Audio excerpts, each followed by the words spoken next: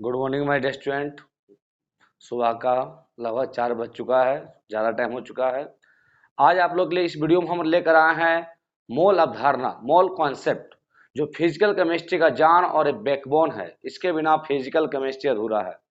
तो 11th-12th के वैसे स्टूडेंट जो चाहते हैं कि मेरा फिजिकल केमिस्ट्री तगड़ा हो, स्ट्रॉन्ग हो, तो मोल अवधारणा पे कमांड जो रखिएगा। इस वीडियो के माध्यम से आपको हम 11th के कुछ टॉपिक को भी यहाँ पर देखने जा रहे हैं। 11th की कुछ थ्योरी है, रासायनिक संयोजन का नियम है, मूलानुपाती सूत्र है, आणविक सूत्र है, वो सबको भी हम लोग डील करेंगे और काफी अच्छा से मोल भी पढ़ेंगे। मोल क्या है, मोल निकालने की कितनी विधियां हैं, मोलरता, मोललता, मोलस, ये सभी को हम लोग देखने वाले हैं। तो आइए स्टार्ट करते हैं मोल अवधारणा। तो ये मोल अवधारणा में सबसे पहले हम लोग कुछ रासायनिक संयोजन के 3-4 नियम है, तो उस नियम को हम अच्छी तरह से देख लेते हैं। ठीक है, पहला है द्रव्यमान संरक्षण का नियम। द्रव्यमान संरक्षण का नियम, जिसको आंतो एंड लावोसिए, आंतो एंड लावोसिए एक साइंटिस्ट थे केमिस्ट्री के, काफी महान साइंटिस्ट, उनके द्वारा दिया गया था द्रव्यमान संरक्षण का नियम। मोल पढ़ेंगे, उसके पहले कुछ थ्योरी देख लेते हैं ताकि 11th के स्टूडेंटों को कोई दिक्कत ना हो। वैसे 12th में आपको काफी इंपॉर्टेंट है, 12th में सॉल्यूशन, केमिकल काइनेटिक्स, इलेक्ट्रोकेमिस्ट्री में पूरा काम देगा। तो द्रव्यमान संरक्षण का नियम, इस नियम के अनुसार द्रव्य, द्रव का मतलब हो गया पदार्थ, द्रव कहते हैं पदार्थ को। द्रव्य एगो द्रव्य होता है, द्रव्य का मतलब हो गया पदार्थ। तो इस नियम के अनुसार द्रव्य ना तो बनाया जा सकता है और ना ही नष्ट किया जा सकता है। तो द्रव्यमान संरक्षण का नियम क्या कहता है कि द्रव्य रासायनिक अभिक्रिया में ना तो बनाया जा सकता है और ना ही नष्ट किया जा सकता है। आपको पता है किसी भी रासायनिक अभिक्रिया में जितना द्रव्यमान अभिकर्मक का होगा उतना ही द्रव्यमान उत्पाद या प्रतिफल का होता है। तो द्रव्यमान संरक्षण का नियम क्या कहता है कि द्रव्य को ना आप बना सकते और ना ही नष्ट कर सकते हैं। हाँ, अभिकर्मक से उत्पाद में बदल सकते हैं। जितना द्रव्यमान अभिकर्मक में होगा उतना ही उत्पाद में होगा। देखिए कैसे, जैसे मान लीजिए कार्बन और ऑक्सीजन आपस में अभिक्रिया क्या बनाया, CO2। तो ये आपका अभिकर्मक हो गया, C+O2 अभिकर्मक, ये क्या हो गया, CO2 उत्पाद। तो कार्बन का यहाँ द्रव्यमान है 12 ग्राम, O2 का द्रव्यमान होता है 16 दूनी 32 ग्राम। तो कार्बन का 12 ग्राम, ऑक्सीजन का 32 ग्राम अभिक्रिया में भाग लिया है, इतना द्रव्यमान अभिक्रिया में भाग लिया है। तो टोटल कितना द्रव्यमान हो गया, तो टोटल आपका हो गया 32 और 12 44 ग्राम, यानी 44 ग्राम द्रव्यमान अभिक्रिया में भाग ले रहा है। तो देखते हैं अभिक्रिया के पश्चात उत्पाद में कितना बन रहा है। देखिए CO2 अणु है, जो परमाणु के मिलने से अणु का निर्माण होता है। कार्बन का 12 ग्राम, ऑक्सीजन का 16 दूनी 32, 32 12 44 ग्राम। देखिए द्रव्यमान संरक्षण का नियम कहता है कि द्रव्य या पदार्थ को ना तो बनाया जा सकता है और ना ही नष्ट किया जा सकता है। देखिए अभिकर्मक में भी 44 ग्राम था, उत्पाद में भी क्या है 44 ग्राम है। तो इसी प्रकार जल का निर्माण हुआ हाइड्रोजन और ऑक्सीजन से। जितना अभिकर्मक में द्रव्यमान होगा हाइड्रोजन का, उतना उत्पाद में भी होगा। तो द्रव्यमान संरक्षण का नियम क्या कहता है कि द्रव्य ना को बनाया जा सकता है ना ही नष्ट किया जा सकता है। जितना द्रव्यमान अभिकर्मक में होगा उतना द्रव्यमान उत्पाद में भी होगा। तो ये था आपका द्रव्यमान संरक्षण का नियम। अगला नियम देखिए क्या है, अगला है स्थिर अनुपात का नियम। स्थिर अनुपात, जो फ्रांसीसी केमिस्ट जोसेफ प्राउस केमिस्ट्री के काफी greatest, one of the greatest scientist थे, जो स्थिर अनुपात का नियम देते। स्थिर अनुपात जिसे निश्चित संगठन का नियम भी कहता है, इस नियम को निश्चित संगठन का नियम भी कहा जाता है। निश्चित संगठन का नियम। तो स्थिर अनुपात का नियम क्या होता है, किसी यौगिक में तत्वों के द्रव्यमान का अनुपात सदैव समान होता है। किसी यौगिक में तत्वों के द्रव्यमान का अनुपात सदैव समान होता है। किसी भी यौगिक में, चाहे वो उस यौगिक का निर्माण आप अपने लेबोरेटरी में किए हों, चाहे वह यौगिक कहीं प्राकृतिक रूप में पाया जा रहा हो, उसमें तत्वों का अनुपात सदैव समान होता है। स्थिर अनुपात, स्थिर क्या है, उसमें कोई अंतर आने वाला नहीं है। स्थिर में क्या होता है, रुका हुआ, कोई चेंजिंग नहीं आएगा। चाहे उस यौगिक को आप घर में बनाएं या वही यौगिक आपको प्राकृतिक रूप में बाहर मिले, उसमें जो तत्व का अनुपात सदैव क्या होगा, समान होगा। तो किसी यौगिक में, यौगिक क्या तत्वों के मिलने से होता है, किसी यौगिक में तत्वों के द्रव्यमान का अनुपात सदैव समान होता है। जैसे देखिए एग्जाम्पल लेते हैं, जल है, जल यदि हम जल को बनाए हैं प्रयोगशाला में, प्रयोगशाला में हाइड्रोजन और ऑक्सीजन के मिलने से क्या बना है? जल। तो इस जल में हम क्या देख रहे हैं कि 2 ग्राम हाइड्रोजन है और 16 ग्राम ऑक्सीजन है। इस प्रयोगशाला में हम लोग हाइड्रोजन और ऑक्सीजन को जब आपस में विक्रिया कराएं तो जल का निर्माण हुआ। यदि इसी जल तालाब हो या नदी हो, तालाब या नदी कहीं भी, तो इसमें भी जो जल होगा, जो प्राकृतिक रूप में पाया जा रहा है जल, उसमें भी जल में क्या होगा? हाइड्रोजन और ऑक्सीजन का द्रव्यमान क्या होगा? समान होगा। इसमें भी हाइड्रोजन 2 ग्राम होगा, ऑक्सीजन 16 ग्राम होगा। स्थिर अनुपात है।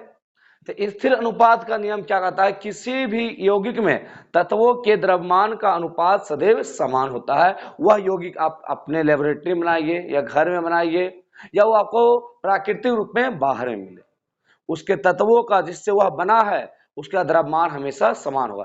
सर नमक आपका समुद्र में मिलेगा, वहां भी NaCl नमक मिलेगा।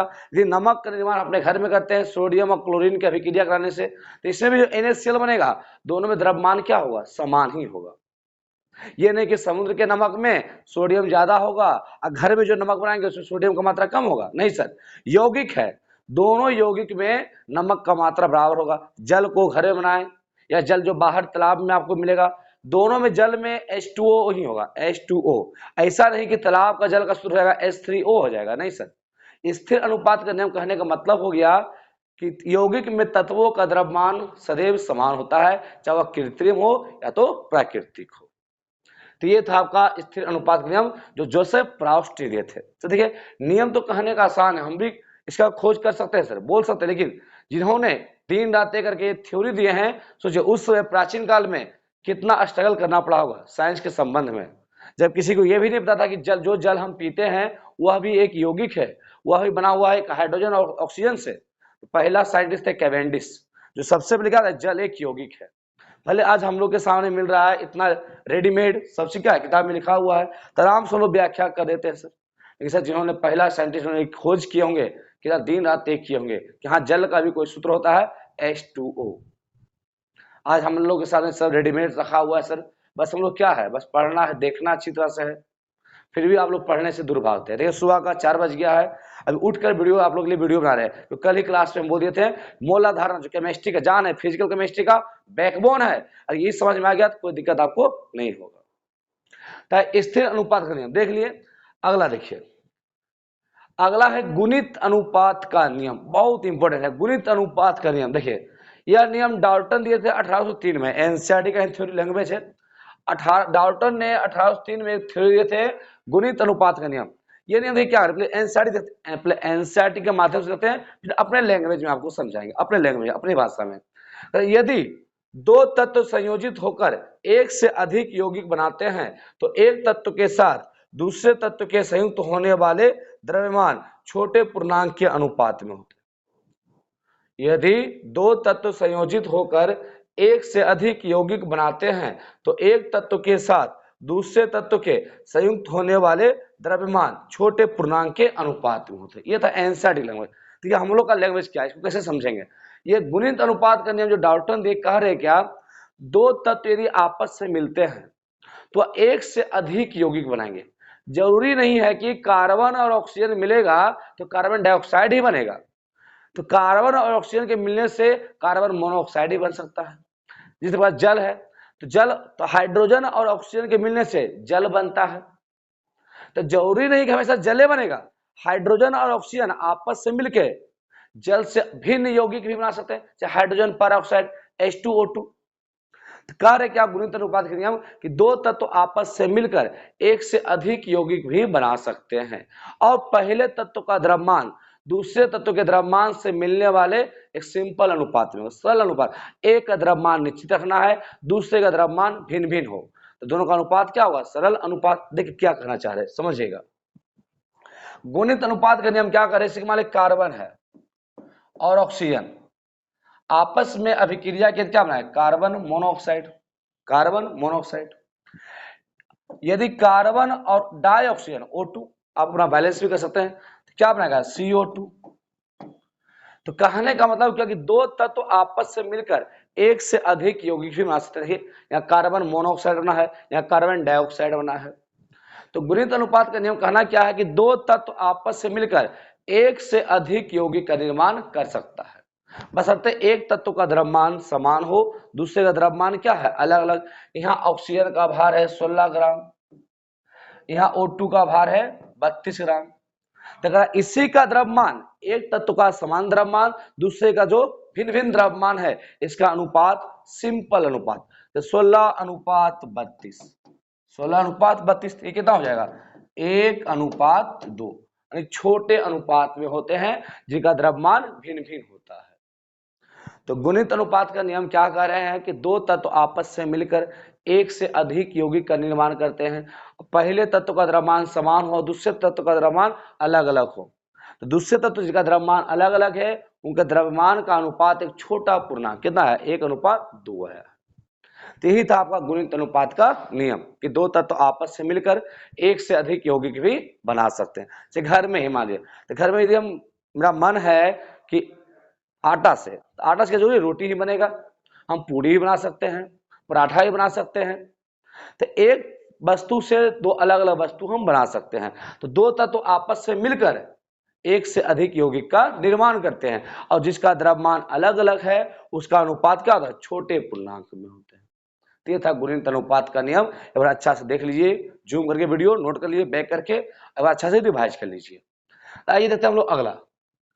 अगला है गै-लुसेक के गैसीय आयतन का नियम। गै-लुसेक काफी महान साइंटिस्ट थे गै-लुसेक सर, जो गैस पे काफी ज्यादा रिसर्च भी किए थे। इनके बारे में गैस अवस्था भी आपको पढ़ना है, जो फिजिकल केमिस्ट्री का एक पार्ट है गै-लुसेक। गै-लुसेक का चर्चा जब भी सुनिएगा तो गैस के संबंध में, गैस के पे ही काफी ज्यादा स्टडी किए थे आपके गैस अवस्था में। तो यहाँ पे देखिए मोल अवधारणा में गै-लुसेक का कहना क्या है, समझिए एनसीईआरटी का लैंग्वेज, फिर अपने लैंग्वेज आपको समझाएंगे। गै-लुसेक 18 गै-लुसेक का नियम क्या है, उन्होंने पाया कि जब रासायनिक अभिक्रियाओं में गैस संयुक्त होती है या बनती है तो उनके आयतन सरल अनुपात में होते हैं, बशर्ते सभी गैस समान ताप और दाब पे हो। गै-लुसेक का एनसीईआरटी के स्टेटमेंट में कहना क्या है, जब गैस रासायनिक अभिक्रिया में मिलती है या बनती है तो उनके आयतन सरल अनुपात में होते हैं, बशर्ते समान ताप और दाब पर अभिक्रिया हो। गै-लुसेक का कहना क्या था कि रासायनिक अभिक्रिया में जब दो अभिकर्मक गैस अवस्था में जब भाग लेगा या उसके फलस्वरूप बनेगा तो उनके आयतन क्या होंगे सरल अनुपात में होंगे। जब रासायनिक अभिक्रियाओं में गैस संयुक्त होती है, मिलती है अगर, होती है या बनती है, तभी क्रिया फलस्वरूप गैस आपस से मिल रही है या बन रहे हैं तो उनके आयतन सरल अनुपात में होते हैं, बशर्ते सभी गैस समान ताप और दाब पर।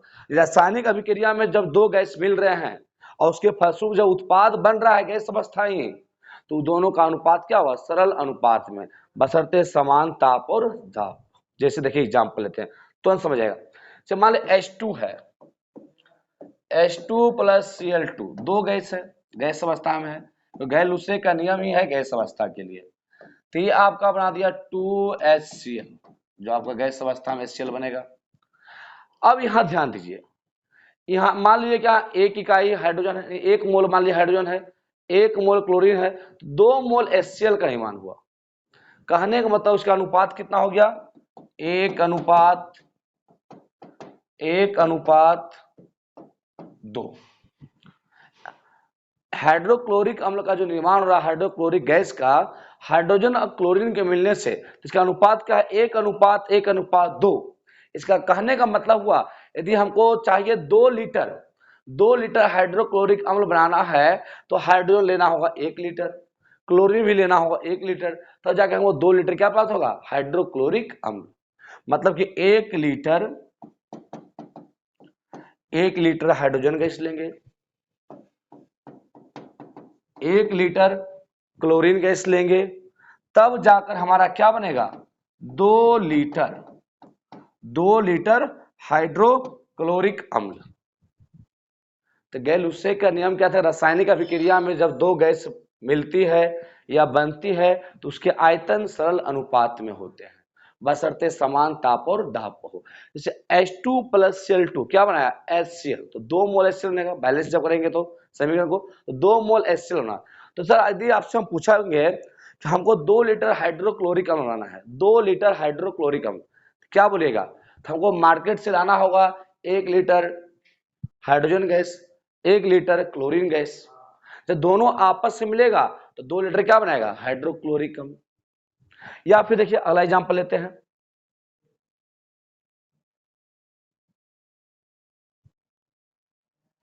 देखिए अगला एग्जांपल क्या है, मान हमको पता है कि हाइड्रोजन और ऑक्सीजन जब आपस में विक्रिया करेगा तो क्या बनेगा जल बनेगा।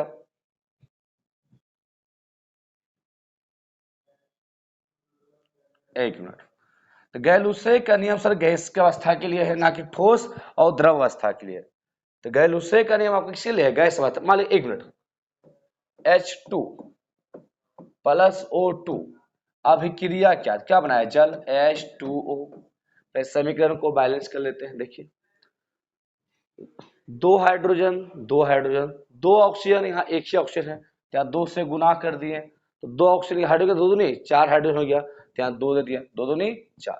ये आपका समीकरण क्या है बैलेंस है। अब देखिए कितना अनुपात में है, तो 2 अनुपात 1 अनुपात 2 है, 2 अनुपात 1 अनुपात 2। अगर हमको चाहिए कि 2 लीटर जल बनाना है घर में, तो 2 लीटर जल तभी बनेगा जब मार्केट से हम 2 लीटर हाइड्रोजन गैस लेंगे और 1 लीटर ऑक्सीजन गैस लेंगे। तो 2 लीटर हाइड्रोजन गैस और 1 लीटर ऑक्सीजन गैस आपस से मिलकर 2 लीटर जल देगा। 2 लीटर हाइड्रोजन 1 लीटर ऑक्सीजन, तो हमारा 2 लीटर क्या जल हमें प्राप्त होगा।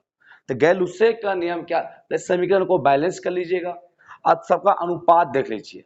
तो जल 2 लीटर जल तभी बनेगा जब हम लोग क्या करेंगे 2 litre hydrogen gas 1 litre oxygen gas लेंगे, तब क्या 2 लीटर जल।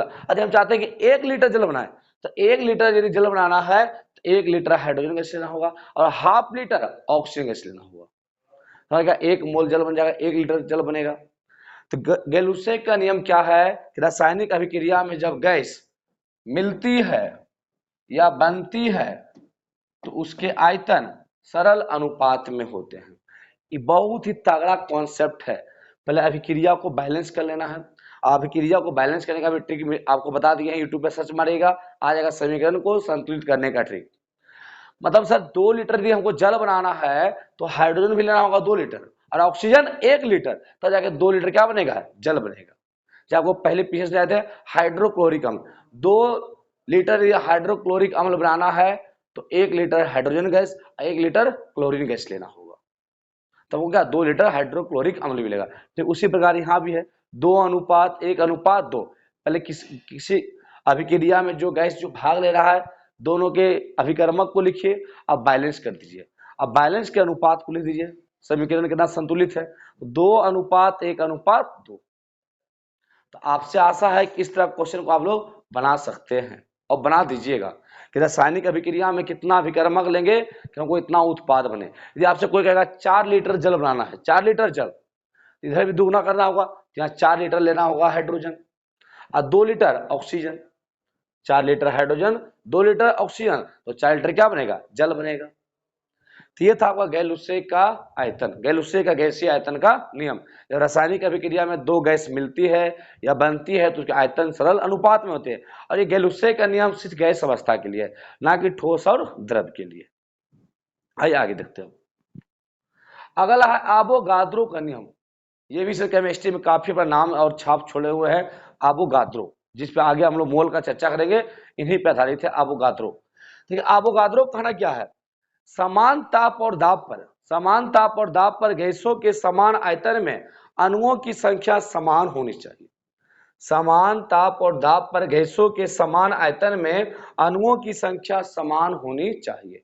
इनका कहने का मतलब क्या हुआ कि 2 डब्बा में गैस भरा हुआ है, अगर दोनों का ताप समान हो, दोनों का दाब भी समान हो और दोनों का आयतन भी समान हो तो अणु की संख्या भी समान होगा। जैसे एग्जाम्पल है, क्या कह रहा है, मान लो इसमें गैस ए है, ये गैस बी है, मान लो इसका आयतन V1 है, इसका आयतन V2 है और दोनों इसके के बराबर है। इसका ताप T1 है, इसका ताप T2 है, इसका दाब P1 है, इसका दाब P2 है। सिंपल है सर। जब दोनों का आयतन समान है, ताप समान है, दाब समान है, तो अणुओं की संख्या भी क्या होगा? समान ही होगा। जो आगे लोग गैस अवस्था में पढ़ेंगे, आदर्श गैस समीकरण PV बराबर nRT, PV बराबर nRT, तो n बराबर क्या हो जाएगा? PV बटे RT, PV बटे RT। अगर दो गैस का आयतन समान हो, ताप समान हो, दाब समान हो, तो अणु की संख्या भी क्या होगा? समान ही होगा। ये था आपका अवोगाद्रो का नियम, बहुत ही सिंपल था। समान ताप और दाब पर गैसों के समान आयतन में अणुओं की संख्या समान होती है। ये सब चीज समान है तो अणु की संख्या भी क्या होगा? समान ही होगा। अगला नियम, अगला डाल्टन का परमाणु सिद्धांत। ये भी कहीं कम नहीं केमिस्ट्री में सर। डाल्टन, डाल्टन का नाम आते साथ माइंड में एक ही टर्म आता होगा, परमाणु। इन्हीं का देन है कि परमाणु का निर्माण परमाणु से अणु बना है, इलेक्ट्रॉन प्रोटॉन न्यूट्रॉन खोज हुआ है और थ्योरी आगे बढ़ा है। थॉमसन का परमाणु मॉडल आया, तो रदरफोर्ड का परमाणु मॉडल आया, तो नील्स बोर का परमाणु मॉडल आया। अगर डाल्टन नहीं होते तो ये परमाणु मॉडल नहीं आता। आज हम लोग मॉडर्न फिजिक्स नहीं पढ़ पाते। अब पूरा मॉडर्न फिजिक्स इन्हीं का देना सही, परमाणु का खोज के थ्योरी को आगे बढ़ाया गया अदर साइंटिस्टों के द्वारा। तो डाल्टन मन में आने साथ क्या था? परमाणु। देखते डाल्टन क्या बोल रहे हैं स्टार्टिंग में, फिर अपने लैंग्वेज आपको हम समझाएंगे। डाल्टन का परमाणु सिद्धांत। डाल्टन कहना क्या? द्रव, द्रव में हो गया पदार्थ, द्रव में क्या होता है? पदार्थ। पदार्थ के छोटे अविभाज्य कणों जिन्हें एटोमोस कहा जाता है, जो अविभाज्य कहा जाता है, कहा कि पदार्थ का जो सबसे छोटा कण है वह एटोमोस है। एटोमोस से ग्रीक शब्द है एटोमोस। तो पदार्थ का सबसे छोटा कण क्या होता है? एटोमोस, जिसका अर्थ क्या होता है? अविभाज्य, जिसको बांटा नहीं जा सकता है। तो डाल्टन का कहना क्या था कि पदार्थ का जो सबसे छोटा कण है वह क्या है? परमाणु, जो इंग्लिश में क्या बोलते हैं? एटोमोस। एटोमोस बोलिए, या हिंदी में लोग क्या बोलते हैं? परमाणु, जिसे बना है एटम। क्या बना है? एटम। तो किसी भी पदार्थ का सबसे छोटा कण क्या होता है? परमाणु, जो एटोमोस एक ग्रीक शब्द से बना है, जिसका अर्थ होता है अविभाज्य, जिसे बांटा नहीं जा सकता है। ये डाल्टन का कहना था उनके टाइम में। किसी भी पदार्थ का जो सबसे छोटा कण होता है वो क्या होता है? परमाणु, जिसे बांटा नहीं जा सकता है। इन्हीं के बाद डाल्टन के कुछ स्टेटमेंट हैं, उनको भी देख लेते हैं। पहला क्या? द्रव यानी पदार्थ अविभाज्य परमाणुओं से बना है। सही बात है, डाल्टन कहना था कि पदार्थ अविभाज्य परमाणुओं से बना है। भले फिलहाल में प्रेजेंट टाइम में परमाणु को बांट दिया गया है 3 मौलिक कण में, इलेक्ट्रॉन, प्रोटॉन और न्यूट्रॉन में। पदार्थ अविभाज्य परमाणुओं से बना है, डाल्टन का कहना था। अगला देखिए, किसी दिए हुए तत्व के सभी परमाणु के एक समान द्रव्यमान सहित एक समान गुणधर्म होते हैं, विभिन्न तत्वों के परमाणु द्रव्यमान भिन्न भिन्न होते हैं। देखिए, इस स्टेटमेंट का कहने का अर्थ क्या हुआ? तत्व समान है तो उसमें जितना भी परमाणु होगा सबका द्रव्यमान भी क्या होगा? समान है। अगर तत्व अलग अलग है तो द्रव्यमान भी क्या होगा? अलग अलग है। सही बात है। तत्व कार्बन का है तो उसमें जितना भी कार्बन का परमाणु होगा सबका द्रव्यमान समान ही होगा, वही 12 ग्राम। यदि एक तत्व कार्बन का है, एक तत्व ऑक्सीजन का है, क्या दोनों का द्रव्यमान समान होगा? नहीं, तत्व अलग अलग है तो द्रव्यमान भी क्या होगा? अलग अलग होगा। ये था सेकेंड स्टेटमेंट डाल्टन का, कि तत्व समान है तो उसमें जितने भी परमाणु होंगे उसके द्रव्यमान भी क्या होंगे? समान होंगे। तत्व अलग अलग है तो द्रव्यमान भी क्या होगा? अलग अलग होगा। तीसरा देखिए, एक से अधिक तत्व के परमाणुओं के निश्चित अनुपात में संयोजन से यौगिक बनते हैं। ये तीसरा स्टेटमेंट क्या बोल रहा है? तत्व के एक निश्चित अनुपात में मिलने से यौगिक का निर्माण होता है। वो तो यौगिक नाम है यौगिक, जो योग से बना है, तत्वों के मिलने से यौगिक का निर्माण होता है डाल्टन के अनुसार, जो सही भी है सर। तो एक से अधिक तत्वों के परमाणु के निश्चित अनुपात में मिलने या संयोजन से यौगिक का निर्माण होता है। तो तत्व के मिलने से क्या? यौगिक का निर्माण। यौगिक का परिभाषा भी है, दो या दो से अधिक तत्वों के निश्चित अनुपात में मिलने से यौगिक का निर्माण होता है। लास्ट चौथा क्या है? रासायनिक अभिक्रिया में परमाणु पुनर्व्यवस्थित होते हैं। रासायनिक अभिक्रिया में ना तो उन्हें बनाया जा सकता है और ना ही नष्ट किया जा सकता है। तो चौथा स्टेटमेंट क्या करा था डाल्टन का? कि रासायनिक अभिक्रिया में परमाणु अपने आप वहां आ जाते हैं। ना तो उसे बनाया जा सकता है और ना ही नष्ट किया जा सकता है। रासायनिक अभी से पहले हम लोग पढ़े थे द्रव्यमान संरक्षण का नियम। तो द्रव्यमान संरक्षण का नियम क्या, जितना द्रव्यमान अभिकर्मक का होगा उतना द्रव्यमान उत्पाद का होगा। तो डॉक्टर का यह भी कहना वही बात है, रासायनिक अभिक्रिया में ना तो हम लोग परमाणु को बना सकते हैं और ना ही नष्ट कर सकते हैं। तो ये सभी स्टेटमेंट था आपका डाल्टन का। लेकिन एक हल्का मिस्टेक कर गए थे ये कि पदार्थ छोटे कणों का बना है, परमाणु से बांटा नहीं जा सकता है, से फिलहाल बांट दिया गया है इलेक्ट्रॉन, प्रोटॉन और न्यूट्रॉन में। बाकी उनका सभी स्टेटमेंट क्या है, सटीक है। इसके बाद आया थॉमसन आए, जो अगला पढ़ेंगे लोग परमाणु संरचना में। तो ये था डाल्टन का परमाणु सिद्धांत, जो परमाणु शब्द का प्रयोग किए थे। अगला देखिए, अगला हम लोग पढ़ना है मोल संकलन। बहुत ही इंपॉर्टेंट टॉपिक अब आ चुका आपका रियल सिलेबस, मोल अवधारणा। मोल, आखिर मोल है क्या, मोल निकालने की विधि क्या है। आइए देखिए 2 मिनट, स्टार्ट करते हैं फिर।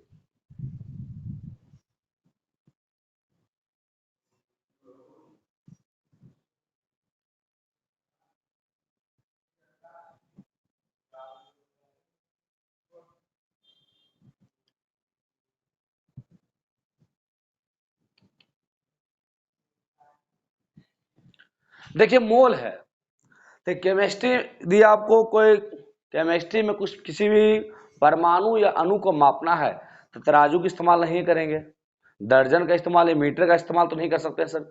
तो केमिस्ट्री में परमाणु या अणु को मापने के लिए मोल अपनाया गया कि मोल के माध्यम से, मोल का उपयोग करके हम लोग परमाणु या अणु को माप सकते हैं। तो मोल संकलन, तो मोल को परिभाषित किया गया है 2 तरह से। जो मोल निकालने का विधि भी देखेंगे, कितनी विधि है मोल निकालने का, उसके बाद आगे मोलरता, मोललता, मोलर सबको हम लोग देखेंगे। फिर यहाँ देखना है मोल। देखिए मोल को पहले परिभाषित किया गया कार्बन के टर्म में, कार्बन को लेकर। किसी पदार्थ के 1 मोल, किसी पदार्थ का 1 मोल उसकी वह मात्रा है जिसमें उतने ही कण उपस्थित होते हैं जितने कार्बन 12, जितने कार्बन 12 समस्थानिक के ठीक 12 ग्राम में होते हैं। किसी पदार्थ का 1 मोल उसका वह मात्रा है जितना कार्बन 12 समस्थानिक के कार्बन के 12 ग्राम में। आगे हम लोग पढ़ेंगे मोल का फॉर्मूला होता है परमाणु के लिए दिया हुआ भार बटे परमाणु भार। तो कार्बन का दिया है 12 ग्राम, दिया हुआ भार बटे परमाणु भार। और कार्बन का परमाणु भार भी कितना होता है, 12 ही होता है। दिया हुआ भार बटे परमाणु भार कितना आ गया, 1 मोल। तो 1 मोल को परिभाषित किया गया यहाँ पे क्या, कार्बन के टर्म में किसी पदार्थ का 1 मोल उसकी वह मात्रा होगा जिसमें उतने ही कण उपस्थित होते हैं जितने कार्बन 12 के, कार्बन का 3 समस्थानिक है, 12, 13, 14, तो कार्बन 12 के समस्थानिक के ठीक 12। तो कार्बन 12 ही क्यों लिया है, ताकि मोल 1 आ जाए। अगर कार्बन 13 लेते तो मोल 1 आता, नहीं सर, तो मोल दिया हुआ भार बटे परमाणु भार। अब कार्बन 12 लेते हैं, उसका 12 ग्राम लेते हैं, तो दिया हुआ भार अब परमाणु भार क्या है, बराबर है, तो मोल आ जाएगा 1। तो कार्बन के टर्म में क्या परिभाषित किया गया है कि किसी पदार्थ की वह मात्रा जिसमें उतने ही कण उपस्थित होते हैं जितने कार्बन 12 के ठीक कार्बन 12 ग्राम में, जितने कार्बन 12 समस्थानिक के ठीक 12 ग्राम में। तो 1 मोल आ जाएगा, दिया हुआ भार 12 ग्राम, कार्बन का परमाणु भार कितना होता है, 12 ग्राम, यानी समस्थानिक 12 का। तब ऐसे भी परिभाषित कर सकते हैं, आगे हम लोग भी देखेंगे भी मोल निकालने का विधि। या फिर आप ऐसे बोलते हैं किसी पदार्थ की वह मात्रा जिसमें पदार्थ के 6.022 गुना 1023 मूल कण उपस्थित होते हैं। कह किसी पदार्थ का 1 मोल उतना मात्रा होता है जितना कि 6.022 गुना 1023 कण होते हैं। यदि किसी पदार्थ में 6.022 गुना 1023 कण उपस्थित है उसे हम 1 मोल कर सकते हैं। आगे इसके बाद हम लोग पढ़ेंगे भी 1 मोल में होता है 1 अवोगाद्रो संख्या। इस संख्या को बोला जाता है अवोगाद्रो संख्या, अवोगाद्रो संख्या। तो ये 2 परिभाषा था मोल का परिभाषित करने का। अच्छा दोनों को देख लीजिए क्या है मोल का परिभाषा। फिर बाद हम लोग पढ़ेंगे मोल निकालने की विधि, 4 विधि। देखिए सर जल्दी फास्ट। किसी पदार्थ का 1 मोल उसकी वह मात्रा है जिसमें उतने ही कण उपस्थित होते हैं जितने कार्बन 12 समस्थानिक के ठीक 12 ग्राम में। 1 मोल कब आएगा, जब दिया हुआ भार और परमाणु भार क्या हो, बराबर हो। कार्बन के टर्म में व्याख्या क्या गया, ऑक्सीजन, ऑक्सीजन का 1 मोल कब आएगा, जब दिया हुआ भार 16 ग्राम हो और ऑक्सीजन का परमाणु भार कितना होता है 16, 16 बटे 16 1 मोल। तो 1 मोल कब होगा, जब दिया हुआ भार और परमाणु भार क्या हो, समान हो। या फिर 1 मोल में कितना संख्या होगा, 6.022 गुना 10 पर पावर 23, इतना संख्या एक मोल के बराबर होता है। तो आइए हम लोग देखते हैं मोल निकालने की विधि। मोल निकालने की विधि, सर मोल निकालने की 4 विधि है। पहला है परमाणु के लिए, पहला है परमाणु के लिए, बहुत अनुभवी है ये सर। परमाणु के लिए मोल, तो परमाणु की 4 विधि है। पहला परमाणु के लिए, दूसरा अणु के लिए, तीसरा आयतन के लिए, चौथा कणों के लिए। तो परमाणु के लिए मोल बराबर होता है दिया हुआ भार, दिया हुआ भार बटे परमाणु भार, दिया हुआ भार बटे परमाणु भार, ये है मोल का। परमाणु के लिए दिया हुआ भार बटे परमाणु। इससे सबसे पहले इंपॉर्टेंट क्या है, इसको याद रखिएगा, ये हर जगह काम देगा। एक मोल बराबर 6.022 गुना 10 पर पावर 23 कण बोलिए, या एक मोल बराबर होता है परमाणु द्रव्यमान बोलिए, परमाणु द्रव्यमान या आणविक द्रव्यमान,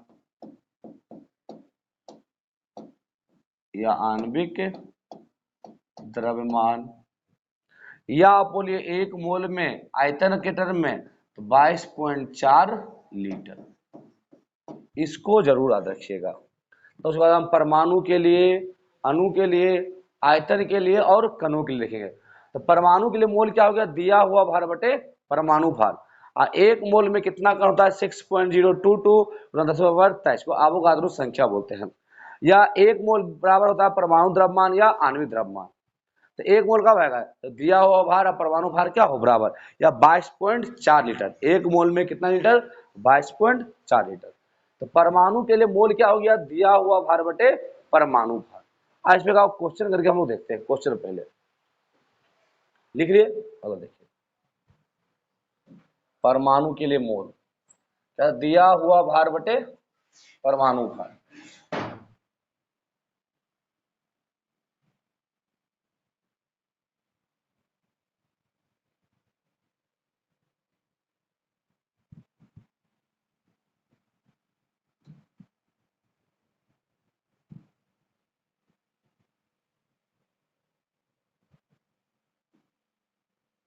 देखिए क्या है, क्वेश्चन रहेगा 60, क्वेश्चन रहेगा 60 ग्राम कार्बन में, 60 ग्राम कार्बन में मोल की संख्या, मोल की संख्या तथा मोल की संख्या तथा परमाणु की संख्या बताएं, परमाणु की संख्या बताएं, मोल की संख्या तथा परमाणु की संख्या। तो कार्बन क्या है, परमाणु। तो परमाणु के लिए मोल क्या होता है, दिया हुआ भार, दिया हुआ भार है 60 ग्राम, 60 ग्राम कार्बन आपको दिया है।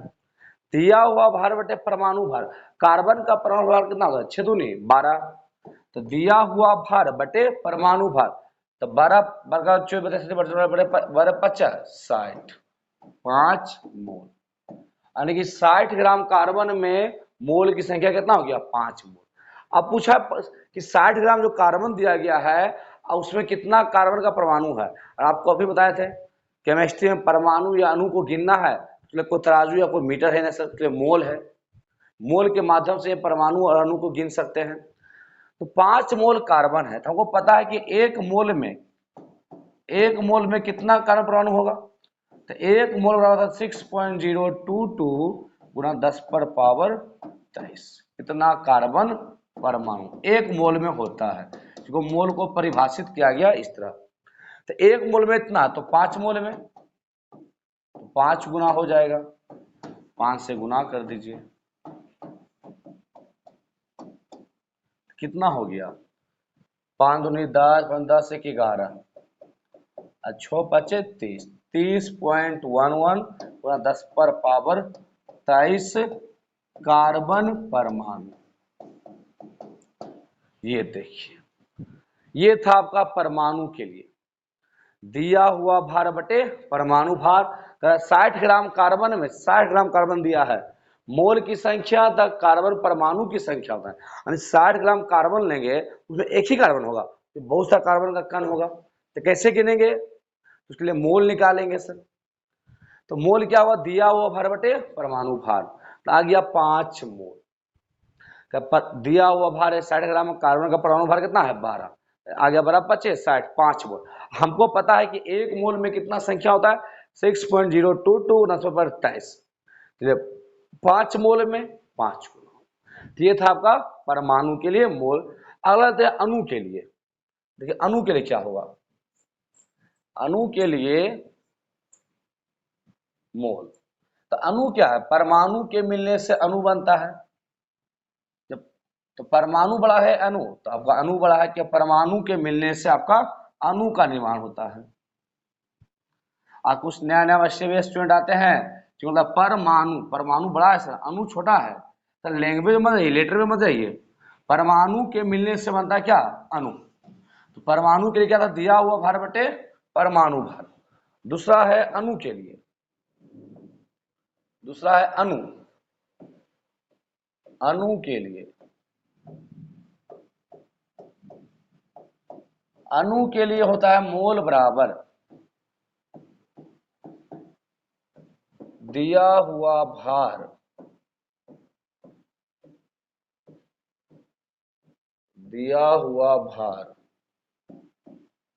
बटे दिया हुआ भार बटे अणु का भार क्या कहलाएगा, आणविक भार। परमाणु का भार परमाणु भार, अणु का भार आणविक भार, और आणविक भार क्या होगा, परमाणु भार का योग। जब परमाणु के मिलने से बना अणु, तो आणविक भार क्या होगा, परमाणु भार का योग। दिया हुआ भार बटे आणविक भार, यह है अणु के लिए। मोल बराबर दिया हुआ भार बटे आणविक। जल है तो जल में सर एक ही कण H2O का होगा, एक ही अणु H2O का होगा, बहुत सारा अणु का कण होगा, जल का कण होगा H2O। मान लो एक गिलास हम जल पी रहे, क्या एक ही कण जल का होगा, नहीं सर, तो बहुत सारा अणु होगा जल का। क्या हम लोग जल से क्या गिन सकते हैं हम लोग, नहीं सर, नहीं काउंटिंग कर सकते हैं, इसलिए मोल अपनाया गया है। देखिए कैसे, तो क्वेश्चन देगा 72 ग्राम जल में, 72 ग्राम जल क्या है, अणु है, जल में मोल की संख्या, मोल की संख्या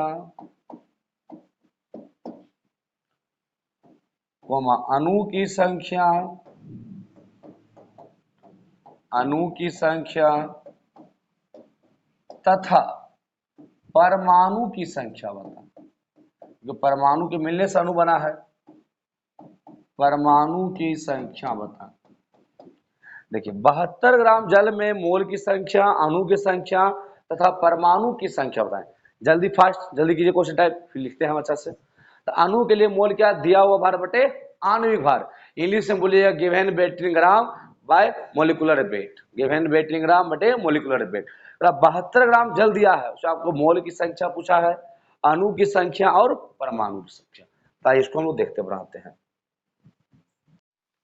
देखिए 72 ग्राम जल में, तो 72 ग्राम जल में पहले मोल निकालते हैं। जल क्या है, अणु है, तो मोल क्या होता है, दिया हुआ भार बटे आणविक भार। जल का आणविक भार होता है 18 ग्राम, 2 ग्राम हाइड्रोजन 16 ग्राम ऑक्सीजन। परमाणु भार का योग क्या होता है, आणविक भार। ये आ गया आपका 4 मोल। अब मोल निकल गया तो जल अणु है, तो अणु की संख्या निकल जाएगा। एक मोल में कितना अणु होता है, 6.022 गुना 10 पर पावर 23, इतना अणु होता है। एक मोल में इतना अणु, इसलिए 4 मोल में 4 गुना हो जाएगा, 022 गुना 10 पर पावर 23, कितना हो गया, 24.088 गुना 10 पर पावर 23, इतना अणु हो गया। अब अणु निकल गया तो परमाणु भी निकल जाए। कैसे? जल के एक अणु में, जल के एक अणु में 3 परमाणु है, 2 परमाणु हाइड्रोजन का, 1 परमाणु ऑक्सीजन का, इसलिए इतना अणु में इतना को 3 से गुणा कर दीजिए, निकल गया परमाणु। 8 या 16 8 या 24 के 4 हाथ में रहा 2, 8 या 24 25 26, 4 या 12 के 2, 3 दूनी 6, 6 1 7, इतना परमाणु हो गया। ये अच्छी बात देख लीजिए कि 72 ग्राम जल में कितना मोल होगा, दिया हुआ भार बटे आणविक भार, जल आपका अणु है, 1 मोल में इतना अणु होता है, एक अवोगाद्रो संख्या था, इसलिए 4 मोल में 4 गुना इतना अणु हो गया। और जल के एक अणु में 3 परमाणु है, जल के एक अणु में 3 परमाणु, इसलिए इतना अणु में 3 से गुना कर देंगे, अणु में 3 से गुना कर देंगे, करने लगेगा परमाणु की संख्या। तो ये था अणु के लिए मोल। अगला देखिए, अगला होता है आपका, अगला है आयतन के लिए, तीसरा है आयतन के लिए।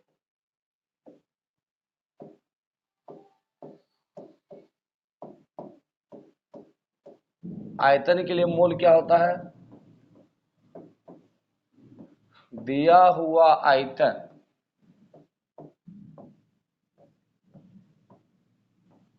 दिया हुआ आयतन बटे 22.4 लीटर। दिया हुआ आयतन बटे 22.4 लीटर, ये आयतन के लिए सूत्र है। मोल बराबर दिया हुआ आयतन बटे 22.4 लीटर। आइए इस पे क्वेश्चन लो करके देखते हैं पहले।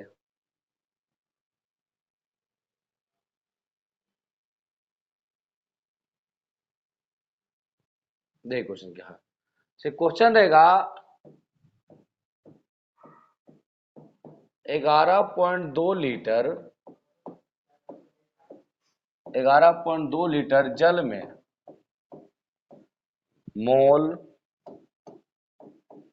मोल की संख्या, कोमा अणु की संख्या तथा परमाणु की संख्या बताएं।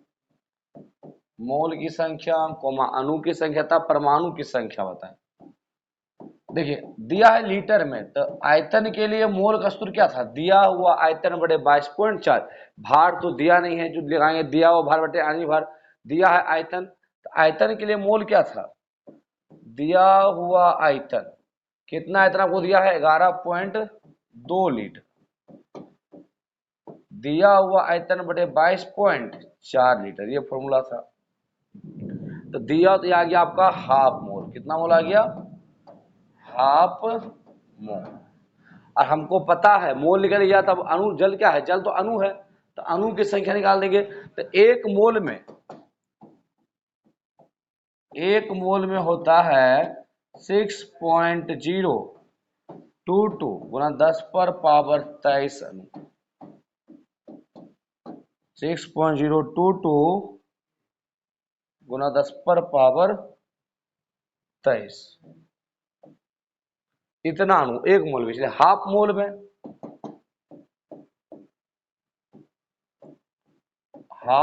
में हो जाएगा इसका आधा, 3.011 गुना 10 पर पावर 23 अणु।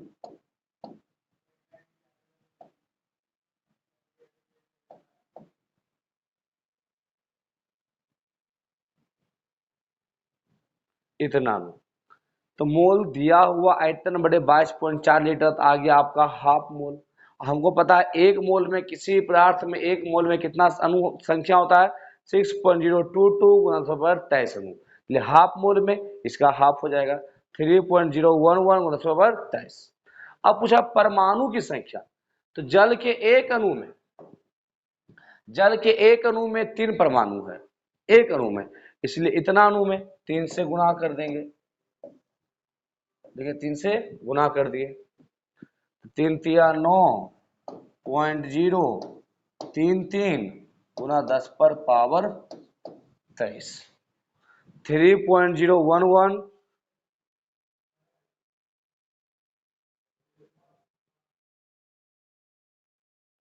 10⁻23। तो आयतन दिया हो तो मोल आप इस तरह निकाल सकते हैं, लेकिन ज्यादा काम आपको देगा परमाणु के लिए और अणु के लिए। आयतन के लिए भी सिंपल, खाली मोल निकालने का विधि अलग अलग है, बाकी सब फंडा सेम है।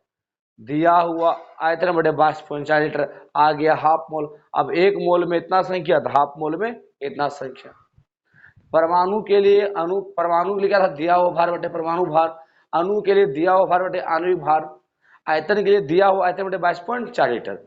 और लास्ट चौथा देखिए क्या है, चौथा है कणों के लिए। कणों के लिए क्या था, कणों के लिए मोल बराबर था, कणों के लिए था मोल बराबर कणों की संख्या, कणों की संख्या बटे अवोगाद्रो संख्या। कणों के लिए मोल बराबर क्या होता है, कणों की संख्या बटे अवोगाद्रो संख्या। तो कणों की संख्या दिया हुआ रहेगा, है आपको मोल निकालना है, कितना संख्या में सोडियम परमाणु है, इतना संख्या में कार्बन परमाणु है। तो इसमें देखते हैं, पहले उतार जल्दी फास्ट। कणों के लिए मोल बराबर कणों की संख्या बटे अवोगाद्रो संख्या। आइए इसमें देखते हैं न्यूमेरिकल।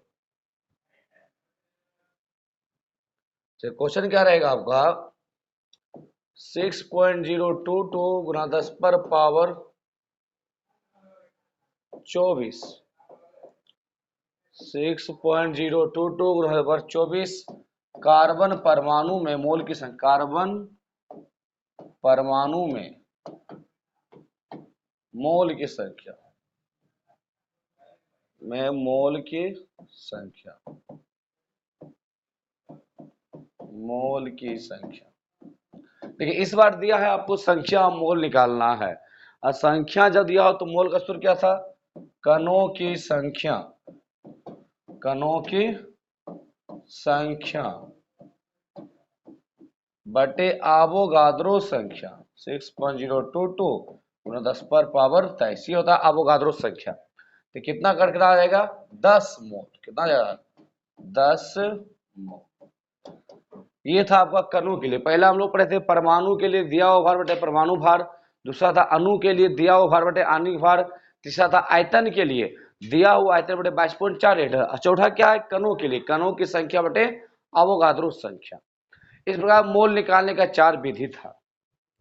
अब आगे हम लोग देखिए कुछ बेसिक कॉन्सेप्ट के लिए कुछ बात आपको बताते हैं, 1 मिनट। चारों को अच्छी तरह से याद लीजिएगा। मोल निकालने का 4 विधि है, परमाणु के लिए, अणु के लिए, आयतन के लिए और कणों के लिए। अब देखिए हम लोग क्या देखने जा रहे हैं, जैसे आपको हम बोलते हैं कि जैसे आपको हम बोलते हैं क्या, आप सुनेंगे 1 mu एटॉमिक मास यूनिट का फुल हो गया था एटॉमिक मास। 1 mu बराबर होता है 1 बटे अवोगाद्रो संख्या, 1 बटे अवोगाद्रो संख्या, 1 बटे अवोगाद्रो संख्या, या इसको पूरा भागा दीजिएगा 1.66 पूरा 10 पर पावर -24 ग्राम। 1 mu में कितना भार होता है, 1 बटे एवोगाद्रो संख्या या 1.66 गुना 10 पर -24 ग्राम 1 mu। देखिए चाहे यूज कहाँ है, हम जानते हैं कार्बन परमाणु का भार, कार्बन परमाणु का भार, कार्बन परमाणु का भार होता है 12 ग्राम। यदि आपसे पूछा जाए मोल, तो दिया हुआ भार बटे परमाणु भार, तो कार्बन परमाणु का भार होता है 12 ग्राम। यदि आपसे पूछे एक कार्बन परमाणु का भार, एक कार्बन परमाणु का भार, एक कार्बन परमाणु का भार, तो कुछ नहीं करना है, क्या करना है, 12 AMU, 12 AMU। ऑक्सीजन परमाणु का भार होता है 16 ग्राम। यदि आपसे पूछे एक ऑक्सीजन परमाणु का भार, तो 16 AMU कर देंगे। एक AMU में कितना भार होता है, 1.66 गुना 10 पर -24 ग्राम। हम जानते हैं कि नाइट्रोजन परमाणु का भार होता है 14 ग्राम। अगर पूछा आपसे एक नाइट्रोजन परमाणु का भार, तो 14 AMU कर देना है। जब मोल होता है दिया हुआ भार बटे परमाणु भार, दिया हुआ भार बटे दिया हुआ भार परमाणु भार बराबर हो तो मोल होगा 1। और 1 मोल में कितना संख्या, 1 अवगाद्रो संख्या के बराबर, जैसे आप 1 AMU निकाल सकते हैं। तो 1 परमाणु का भार क्या हो जाएगा, 1 AMU। तो ऑक्सीजन का भार होता है 16 ग्राम ऑक्सीजन परमाणु का, और 1 ऑक्सीजन परमाणु बोले तो 16 AMU कर देना है। ये था, आपको थोड़ा बेसिक बात होना था। अब देखिए अगला टॉपिक क्या है। अगला टॉपिक हम लोग का है प्रतिशत संगठन। प्रतिशत परसेंटेज तो आप निकालने जानते ही हैं। तो मान लो एग्जाम आपका 500 नंबर का एग्जाम हो रहा है, 400 नंबर आया, कितना परसेंट, तो जितना आया 400 बटे 500 गुना 100, ये क्या होता, प्रतिशत संगठन। देखिए क्या था, तत्व का द्रव्यमान प्रतिशत, यौगिक में उस तत्व का द्रव्यमान बटे यौगिक का मोलर द्रव्यमान गुना 100। या इसको आप सिंपल इसका परिभाषित कर सकते हैं, प्रतिशत संगठन क्या है, तो किसी यौगिक में तत्व का द्रव्यमान और यौगिक के कुल द्रव्यमान के अनुपात प्रतिशत को प्रतिशत संगठन कहते हैं। किसी यौगिक में तत्व का द्रव्यमान और यौगिक के कुल द्रव्यमान के अनुपात प्रतिशत को प्रतिशत संगठन कहते हैं। जैसे मान लीजिए कि जल है, जल बना हुआ हाइड्रोजन ऑक्सीजन का। यदि आपसे पूछे कि जल में हाइड्रोजन का परसेंटेज क्या है और ऑक्सीजन का परसेंटेज क्या है, तो सिंपल है सर। तो आपको पता है कि हाइड्रोजन का भार होता है 1 ग्राम, और 2 हाइड्रोजन है जल में, और ऑक्सीजन का भार कितना होता है 16 ग्राम, 16 2 18 ग्राम। यदि पूछे जल में हाइड्रोजन का प्रतिशत क्या है, तो जिस यौगिक में हाइड्रोजन का परसेंटेज पूछ रहा है, तो उस यौगिक में हाइड्रोजन का भार कितना है 2 ग्राम, 2 हाइड्रोजन है, उस यौगिक में तत्व का भार बटे यौगिक का कुल भार गुना 100 बन गया। तो 200 बटे 18, इसको भागा दे दीजिएगा। ठीक उसी प्रकार पूछे ऑक्सीजन का परसेंटेज, तो ऑक्सीजन का भार इस यौगिक में 16 ग्राम है बटे कुल भार गुना 100, तो हो जाएगा 1600 बटे 18। दोनों को जोड़ दिए लगभग 100% आ जाएगा, 1600 200 1800 बटे 18 100%। तो प्रतिशत संगठन कोई बड़ा भारी चीज नहीं है सर। जिसका परसेंटेज निकालना है उसका भार उस यौगिक में बटे कुल भार उस यौगिक का गुना 100। जब 500 नंबर का एग्जाम हुआ, 400 नंबर मेरा आया है, तो मेरा 400 नंबर एग्जाम का बटे कुल नंबर 500 गुना 100, ये आपका प्रतिशत संगठन। तो आशा है कि आपको प्रतिशत संगठन समझ में आ गया होगा। जल में कहेगा हाइड्रोजन और ऑक्सीजन का परसेंटेज क्या होगा, तो हाइड्रोजन का भार उस यौगिक जल में कितना है बटे कुल भार गुना 100, यह होगा परसेंटेज, जो बचपन से लोग पढ़ते आ रहे हैं परसेंटेज निकालने के लिए। अगला टॉपिक देखिए क्या है। अगला है मूल्यानुपाती सूत्र और आणविक सूत्र, बहुत अम्फिबिया ये सर।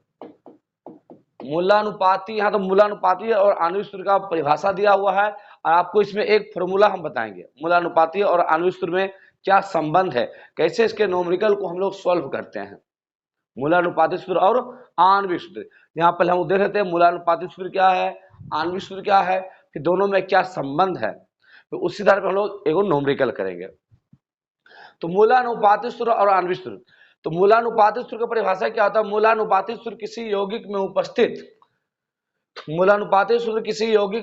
विभिन्न परमाणुओं के सरलतम पूर्ण संख्या अनुपात को व्यक्त करता है। मूल्यानुपाती सूत्र किसी यौगिक में उपस्थित विभिन्न परमाणुओं के सरलतम पूर्ण संख्या अनुपात को व्यक्त करता है, जबकि आणविक सूत्र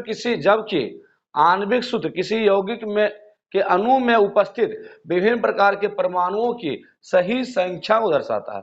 मतलब मूल्यानुपाती सूत्र हो गया अनुपात की संख्या, और आणविक सूत्र क्या हो गया, सही संख्या को जो दर्शाता है। तो मूल्यानुपाती सूत्र का परिभाषा फिर देखिए, मूल्यानुपाती सूत्र क्या है, किसी यौगिक में उपस्थित विभिन्न परमाणुओं के सरलतम पूर्ण संख्या अनुपात को मूल्यानुपाती सूत्र कहते हैं, जबकि आणविक सूत्र किसी यौगिक के अणु में उपस्थित विभिन्न प्रकार के परमाणुओं की सही संख्या को दर्शाता है। यह आपका मूल्यानुपाती सूत्र और आणविक सूत्र।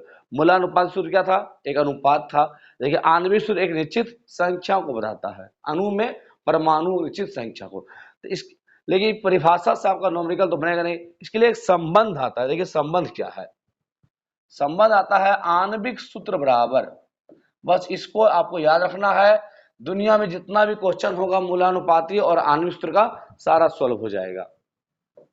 आणविक सूत्र बराबर होता है n गुना,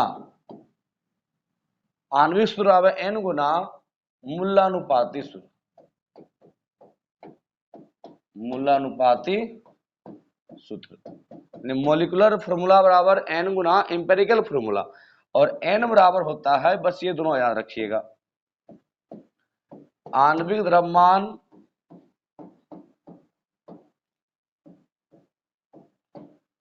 आणविक द्रव्यमान या मोलर द्रव्यमान, इसको बोलिए आणविक द्रव्यमान या मोलर द्रव्यमान बटे मूलानुपाती द्रव्यमान, बटे मूलानुपाती द्रव्यमान, मूलानुपाती द्रव्यमान। ये संबंध दो आज रखिएगा। आणविक सूत्र बराबर n गुना मूलानुपाती सूत्र, जहां n बराबर है आणविक द्रव्यमान या मोलर द्रव्यमान बटे मूलानुपाती द्रव्यमान। जल्दी नोट कर लीजिए, आणविक सूत्र बराबर क्या है, n गुना मूलानुपाती सूत्र। n क्या है, n एक इंटीजर है, एक संख्या है, पूर्ण संख्या। n बराबर आणविक द्रव्यमान या मोलर द्रव्यमान या बटे मूलानुपाती द्रव्यमान।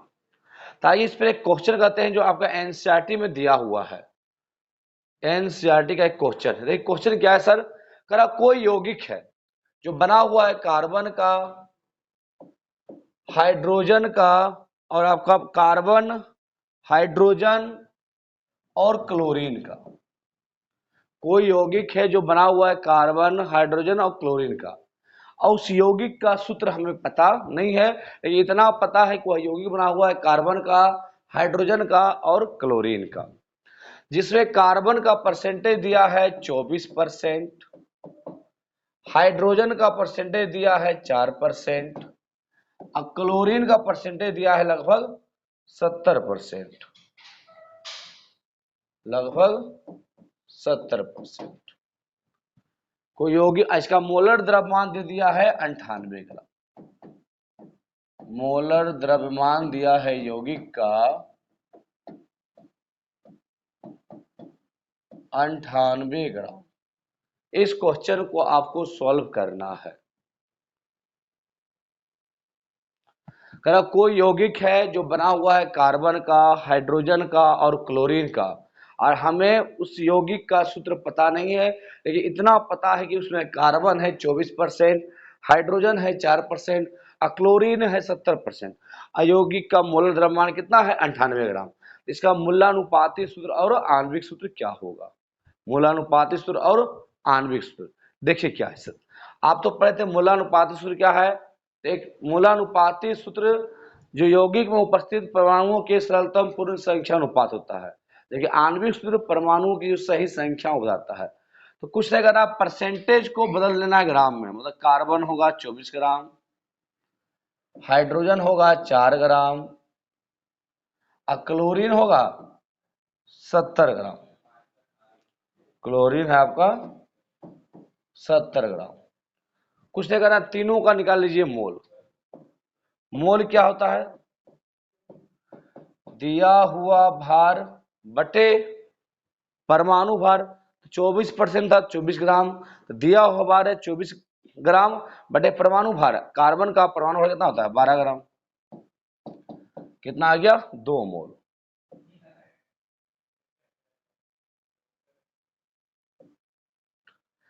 ठीक, उसके बाद हाइड्रोजन का मोल क्या हो जाएगा, दिया हुआ भार बटे परमाणु भार।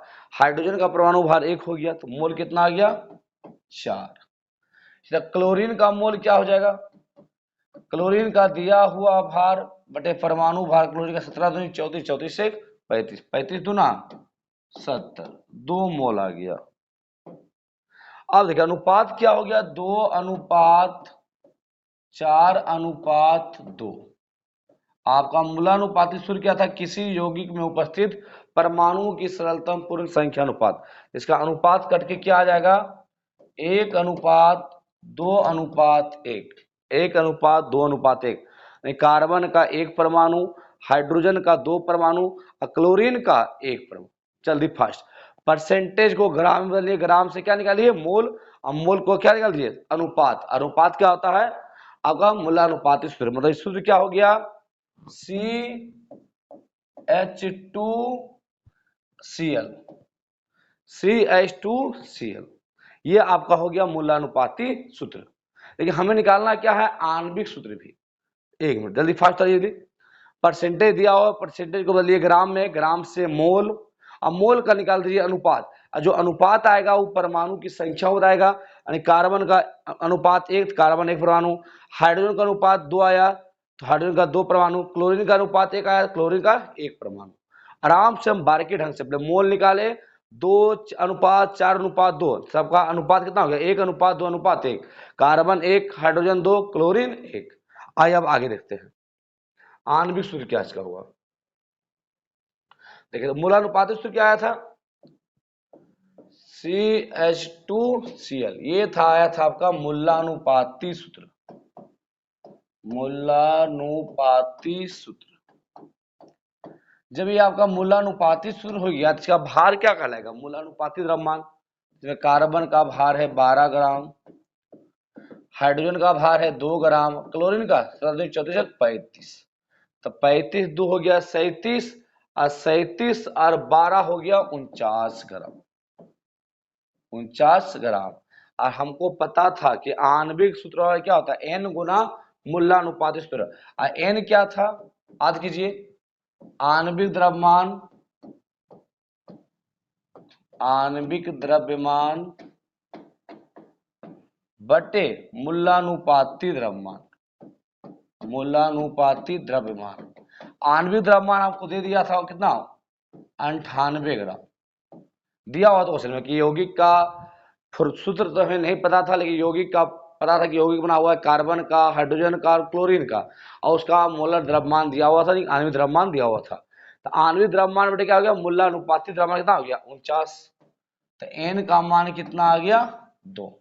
और हमको पता है आणविक सूत्र बराबर, आपको शुरू में लिखा दिया था आणविक सूत्र बराबर क्या था N गुना, N का मान 2 आ गया, N गुना मूलानुपाती सूत्र, मतलब CH2Cl, ये क्या हो गया पता है C2H4Cl2, ये हो गया आपका आणविक सूत्र, आणविक सूत्र। तो काफी अच्छे ढंग से पूरे वीडियो को फिर से देख लीजिए, क्या था मूलानुपाती सूत्र, क्या था आणविक सूत्र। तो मूलानुपाती सूत्र क्या था, किसी यौगिक में उपस्थित विभिन्न परमाणुओं के सरलतम पूर्ण संख्यानुपात। आपको परसेंटेज दिया हुआ रहेगा, परसेंटेज को बदलना है ग्राम में, ग्राम से निकालना है मोल दिया हुआ भार बटे परमाणु भार, और सभी के मोल के निकालना है एक अनुपात, और अनुपात से क्या आएगा मूलानुपाती सूत्र। अब मूलानुपाती सूत्र का भार क्या कराएगा मूलानुपाती द्रव्यमान, N निकल जाएगा आणविक सूत्र बटे मूलानुपाती, आणविक द्रव्यमान बटे मूलानुपाती द्रव्यमान, तो N का मान आ गया 2। तो आणविक सूत्र क्या था N गुना मूलानुपाती सूत्र, 2 से गुना कर दिए तो C2H4Cl2 हो गया। तो ये था आपका मूलानुपाती सूत्र और आणविक सूत्र। आशा है कि इस वीडियो को देखने के बाद आपसे एक भी क्वेश्चन नहीं छूटेगा मूलानुपाती और आणविक सूत्र का। आइए अब आगे देखते हैं। अगला टॉपिक एनसीईआरटी का है स्टोइकियोमेट्री और स्टोइकियोमेट्री प्रकरण। आज के बुद्धा मैराथन में सर पूरा मूल धारणा को लेकर पूरा 11 का जितना है सब टॉपिक को देखना अच्छा था। स्टोइकियोमेट्री और स्टोइकियोमेट्री प्रकरण। देखिए स्टोइकियोमेट्री, स्टोइकियोमेट्री एक ग्रीक शब्द है जो दो शब्द स्टैक्योन और मेट्रोन से बना है। स्टैक्योन और मेट्रोन, स्टैक्योन का अर्थ होता है तत्व, मेट्रोन मैंने होता है मापना। यानी स्टैक्योमेट्री किसी भी रासायनिक अभिक्रिया में अणु की संख्या और मोल की संख्या को मापता है, अणु और मोल की संख्या को बताता है। तो स्टैक्योमेट्री और स्टैक्योमेट्री प्रकरण। तो स्टैक्योमेट्री दो ग्रीक शब्द से बना है, स्टैक्योन और मेट्रोन। तो स्टैक्योन का अर्थ होता है तत्व, स्टैक्योन में क्या होता है तत्व, अब मेट्रोन का अर्थ क्या होता है मापना। जैसे मान लीजिए कोई रासायनिक अभिक्रिया है H2 प्लस हाफ O2, ये क्या बना दिया जल H2O। अब इसका स्टैक्योमेट्री हम क्या लिख सकते हैं कि जल हाइड्रोजन का एक अणु ऑक्सीजन के हाफ अणु से अभिक्रिया करके जल का एक अणु बना रहा है। हाइड्रोजन का एक अणु जल ऑक्सीजन के हाफ अणु से अभिक्रिया करके जल का एक अणु बना रहा है। या फिर हम ये भी कर सकते हैं कि 2 ग्राम हाइड्रोजन 16 ग्राम ऑक्सीजन से अभिक्रिया करके 18 ग्राम जल बना रहा है। तो स्टोइकियोमेट्री के मदद से हम लोग किसी भी रासायनिक अभिक्रिया में अभिकर्मक और उत्पाद के मोल, द्रव्यमान और अणुओं की संख्या का पता लगाते हैं। जैसे यहाँ देखिए H2 प्लस हाफ O2 क्या बना H2O, तो इसका स्टोइकियोमेट्री क्या हो गया कि या हम ऐसे बोल सकते अणु के टर्म में कि हाइड्रोजन का एक अणु ऑक्सीजन के आधा अणु से विक्रिया करके जल का एक अणु बनाया है। या द्रव्यमान के टर्म में 2 ग्राम हाइड्रोजन ऑक्सीजन के 16 ग्राम से विक्रिया करके 18 ग्राम जल बनाया है। या फिर मोल के टर्म में 1 मोल हाइड्रोजन हाफ मोल ऑक्सीजन से विक्रिया करके 1 मोल क्या बनाया है, जल बनाया है। तो स्टोइकियोमेट्री और स्टोइकियोमेट्री परिकलन का अर्थ है किसी रासायनिक अभिक्रिया में तत्व के अणु, मोल तथा द्रव्यमान की निश्चित संख्या को बताना। स्टोइकियोमेट्री 2 ग्रीक शब्द से बना है, स्टोइकियोन और मेट्रोन से। स्टोइकियोन का अर्थ होता है तत्व, मेट्रोन का अर्थ होता है मापना। ये एक छोटा टॉपिक आपका एनसीईआरटी में दिया हुआ था लेकिन काफी इंपोर्टेंट है। आगे हम लोग 12th में पढ़ेंगे सॉलिड स्टेट ठोस अवस्था, उसमें आने वाला है स्टोइकियोमेट्री दोष। स्टोइकियोमेट्री दोष जब निश्चित संख्या में ठोस के कण हो वह क्या है, वो निश्चित हो जाता है, क्या हो जाए स्टोइकियोमेट्री दोष। अगला देखिए टॉपिक, अगला है सीमांत अभिकर्मक। आपको बोले रासायनिक अभिक्रिया के फलस्वरूप नए उत्पाद का निर्माण होता है। रासायनिक अभिक्रिया में जो भाग लेता है उसे अभिकर्मक कहते हैं, और अभिक्रिया के फलस्वरूप जो बनता है उसे क्या कहते हैं, उत्पाद या प्रतिफल। रासायनिक अभिक्रिया में भाग लेने वाले समूह अभिकर्मक कहलाता है, और अभिक्रिया के फलस्वरूप बनने वाले पदार्थ क्या कहलाता है उत्पाद कहलाता है।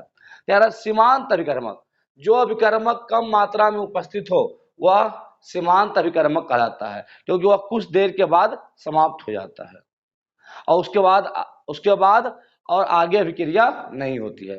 तो सीमांत अभिकर्मक रासायनिक अभिक्रिया में जो भाग लेगा अभिकर्मक कहलाता है। लेकिन वैसा अभिकर्मक जिसका मात्रा कम हो वह सीमांत अभिकर्मक कहलाता है। और रासायनिक अभिक्रिया सीमांत अभिकर्मक पर निर्भर करता है क्योंकि वह कुछ समय के बाद क्या होता है, समाप्त हो जाता है। तो सीमांत अभिकर्मक जिसका मात्रा क्या हो, कम हो। देखिए वैसा अभिकर्मक जो कम मात्रा में उपस्थित हो और कुछ देर के बाद क्या हो जाएगा, समाप्त हो जाएगा, क्योंकि उसके बाद अभिक्रिया आगे नहीं भाग लेगा। और दूसरे अभिकर्मक कितनी ही मात्रा में उपस्थित हो, जो अभिकर्मक पहले समाप्त होता हुआ उत्पाद की मात्रा को सीमित कर देता है, इसलिए उसे सीमांत अभिकर्मक कहते हैं। जिस अभिकर्मक की मात्रा अभिक्रिया में कम हो उसे सीमांत अभिकर्मक कहते हैं, क्योंकि रासायनिक अभिक्रिया सीमांत अभिकर्मक पर निर्भर करता है, क्योंकि सीमांत अभिकर्मक के समाप्त होते के साथ ही अभिक्रिया आपका रुक जाता है और उत्पाद का निर्माण सीमांत अभिकर्मक पर ही निर्भर करता है। तो इस पर एनसीईआरटी में कुछ क्वेश्चन भी दिया हुआ है। क्वेश्चन क्या है एनसीईआरटी में आपका, जैसे मान लो कि A प्लस बी अभिक्रिया क्या तो बनाया ए बी। मान लो A है 2 मोल, A है 2 मोल और B है 4 मोल। तो इसमें सीमांत अभिकर्मक कौन हो गया, सीमांत अभिकर्मक A हो गया जिसका मात्रा कम हो, क्योंकि रासायनिक अभिक्रिया सीमांत अभिकर्मक पर निर्भर करता है। इसका 2 मोल इसके 2 मोल से अभिक्रिया करेगा तो 4 मोल उत्पाद बनेगा। जिसका मात्रा कम हो वह सीमांत अभिकर्मक होता है, और रासायनिक अभिक्रिया सीमांत अभिकर्मक पर ही निर्भर करता है। मान लो 4 अणु है, 10 अणु है, A का 4 अणु B का 10 अणु, सीमांत अभिकर्मक कौन हो गया, जो 4 अणु है, जो कम मात्रा में है। तो कोई नया टर्म नहीं है सीमांत अभिकर्मक। आपको बता अभिकर्मक जो रासायनिक अभिक्रिया में भाग लेता है, जिस अभिकर्मक की मात्रा कम हो उसे सीमांत अभिकर्मक कहते हैं। तो सीधा देख लीजिए और समझ लीजिए, इसका मात्रा कम हो क्या है, 2 मोल है 4 मोल है, तो A हो गया सीमांत अभिकर्मक। अब B क्या है, सीमांत अभिकर्मक नहीं है, क्योंकि अभिक्रिया इसका 2 मोल अभिक्रिया में भाग लेगा, इसके 2 मोल से पूर्ण रूपेण तो 4 मोल उत्पाद बनेगा। क्या B चाह लेगा कि मेरे हिसाब से अभिक्रिया हो, क्या होगा, नहीं सर, इसके पास 4 मोल है, इसके पास 2 ही मोल है, ये चाहेगा अपना 4 मोल पूरा अभिक्रिया दे, क्या ये 4 मोल दे पाएगा उसको, नहीं। जिसका मात्रा कम हो उसके अनुसार रासायनिक अभिक्रिया होता है। मान लिया आप 2 दोस्त हैं, दोनों बिजनेस करना चाहते हैं, एक के पास 100 रुपया है, एक के पास 500 रुपया है। जिसके पास 100 रुपया है वो पूरा अपना 100 रुपया दे देगा कंपनी में इन्वेस्ट, क्योंकि आपके 500 रुपया है, आप 500 में 100 रुपया दे दीजिएगा ताकि अभिक्रिया 100% हो। लेकिन जिसके पास 500 है उसके अनुसार अभिक्रिया नहीं होगा। यदि वो 500 देना भी चाहेगा अभिक्रिया में, उसके पास तो 1 ही रुपया है, क्या वो 500 कहां से लाएगा? तो कोई भी अभिक्रिया उसके अनुसार इसका मात्रा क्या हो, कम हो। तो यह था सीमांत अभिकर्मक। अगला टॉपिक देखिए आपको क्या है, विलयन के सांद्रता को व्यक्त करना। अंतिम टॉपिक और वीवीआई टॉपिक है, विलयन के सांद्रता को व्यक्त करना से मोलरता, मोललता और मोलंस आने वाला है जल्दी।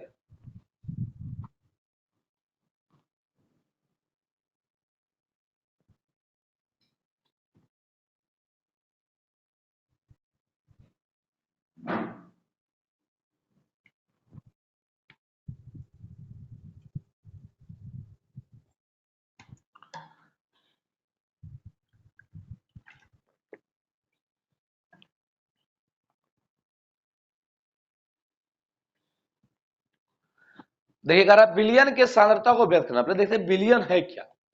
विलयन बना होता है विलय प्लस विलायक, विलय प्लस विलायक क्या बनाएगा आपका विलयन। विलय प्लस विलायक क्या बनाएगा आपका विलयन। विलय प्लस विलायक आपका क्या बनाएगा विलयन। बात है विलय क्या है, विलायक क्या है और विलयन क्या है। विलय जिस अवयव की मात्रा कम हो, जो कम मात्रा में उपस्थित हो, जिसका मोल कम हो उसे विलय कहते हैं। और जिसका मात्रा ज्यादा हो, जिसका मात्रा ज्यादा हो वह विलायक कहलाता है, ज्यादा मात्रा में। अब विलयन होता है समांगी मिश्रण। देखिए मिश्रण आपका होता है दो तरह का, समांगी और विषमांगी। समांगी मिश्रण को कहते हैं विलयन, अब विषमांगी मिश्रण को कहते हैं कोलाइड, जो टिंडल प्रभाव होता है। दूध इमल्सन ये आपका क्या है कोलाइड है। तो विलयन होता है समांगी मिश्रण जिसके कण का आकार होता है 1 नैनोमीटर से छोटा, और कोलाइड के कण का आकार होता है 1 नैनोमीटर से 1000 नैनोमीटर के बीच में। कोलाइड जो आप 12th के सरफेस केमिस्ट्री यानी पृष्ठ रसायन में पढ़िएगा कोलाइड क्या है। तो विलय प्लस विलायक क्या बनाएगा विलयन। विलय इसका कम मात्रा में उपस्थित हो, विलायक क्या है जो ज्यादा मात्रा में उपस्थित हो। विलयन क्या हो गया समांगी मिश्रण। 1 गिलास पानी में 2 चम्मच नमक मिला दिए। अब 1 गिलास पानी में 2 चम्मच नमक मिला दिए तो नमक का मात्रा कम है तो नमक हो गया विलय, और जल क्या हो गया विलायक, यानी विलायक अपने अंदर विलय को घुला लेगा। जिस अवयव की मात्रा कम हो, जिसका मोल कम हो विलय होता है, जिसका मात्रा ज्यादा हो, जिसका मोल ज्यादा हो वो क्या होता है विलायक होता है। तो विलय प्लस विलायक क्या बनाएगा विलयन। अब विलयन क्या होता है समांगी मिश्रण। देखिए पहला हम लोग को पढ़ना है द्रव्यमान प्रतिशत। विलयन के सांद्रता को व्यक्त करें उसमें पहला हम लोग क्या पढ़ना द्रव्यमान प्रतिशत। इसका परिभाषा होता है विलयन में किसी विशेष घटक का द्रव्यमान और विलयन के कुल द्रव्यमान के अनुपात प्रतिशत को द्रव्यमान प्रतिशत कहते हैं। इसके पहले हम लोग पढ़े थे प्रतिशत संगठन, सेम वैसे ही ये भी है।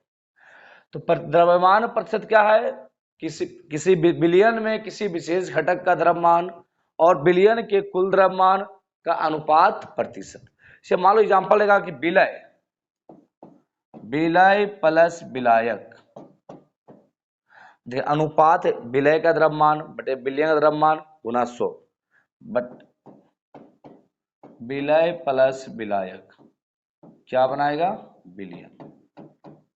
ध्यान दीजिएगा मान लो विलय है 2 ग्राम, अब विलायक है आपका 8 ग्राम, तो विलयन कितना होगा 8 2 10 ग्राम, ये हो गया आपका 10 ग्राम।